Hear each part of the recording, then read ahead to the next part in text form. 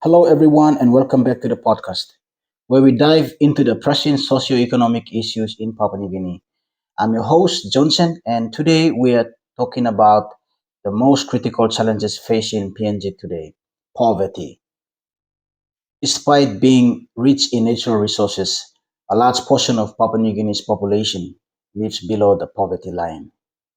In this episode, we'll explore the factors contributing to poverty in PNG and how it affects people's lives and what we can do to help break the cycle. To start, let's define poverty. In many ways, it's not just about having enough money, it's about being deprived of basic services that are essential for leading a healthy and productive life. These services include things like healthcare, education, clean water, and even adequate housing. According to the United Nations Development Programme (UNDP), approximately 40% of the population in PNG lives below the national poverty line, and rural areas are especially hard hit. While PNG is rich in natural resources, many of these resources are not distributed equally, leaving a significant portion of the population without basic necessities. Let's talk about the healthcare for a moment. Access to quality healthcare in PNG is severely limited, particularly in the rural regions. The World Health Organization (WHO) reports that there are significant gaps in healthcare infrastructure, with many rural clinics lacking essential equipment and personnel. This leads to preventable diseases spreading easily, and medical treatment is often unavailable or delayed. As a result, families spend a significant portion of their income or even go into debt just to seek basic medical care. This is especially problematic for families already living below the poverty line. Without healthcare, people cannot work, children miss schools, and entire communities suffer. Let's talk about education. According to UNICEF, education is one of the most powerful tools for breaking the cycle of poverty. But in PNG, access to education is still a major challenge. In remote areas, schools are often underfunded, lacking teachers, materials, and proper facilities. In fact, the UNDP found that nearly 40% of the children in rural areas do not complete their basic education. This severely limits their job prospects and perpetuates the cycle of poverty for future generations. Another key issue is clean water. According to WaterAid, nearly half of PNG's population lacks access to clean and safe drinking water. In rural areas, families spend hours every day walking to fetch water, often from the unsafe sources. These do not take only valuable times away from work and school, but the water they collect is often contaminated, leading to waterborne diseases and further health problems. Without clean water, people are more vulnerable to illnesses and their economic productivity is significantly reduced. So, all these factors, poor health care, lack of education, and inadequate access to clean water, creates a cycle that's hard to break.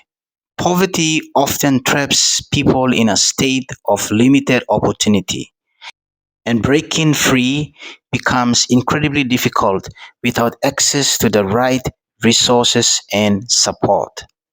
So, what can be done to address poverty in PNG? Well, there's no quick fix, but there are some recommendations backed by international organizations and faith based groups working on the ground. And they are: number one, invest in rural health care. The World Health Organization and UNDP recommended expanding healthcare services in the rural areas. This can be achieved by building more healthcare facilities, ensuring that medical supplies are available, and training healthcare workers to serve remote communities. Addressing health gaps can reduce preventable diseases and improve overall quality of life. Number two, improve access to education. UNICEF stressed that education is one of the most effective ways to break poverty cycle.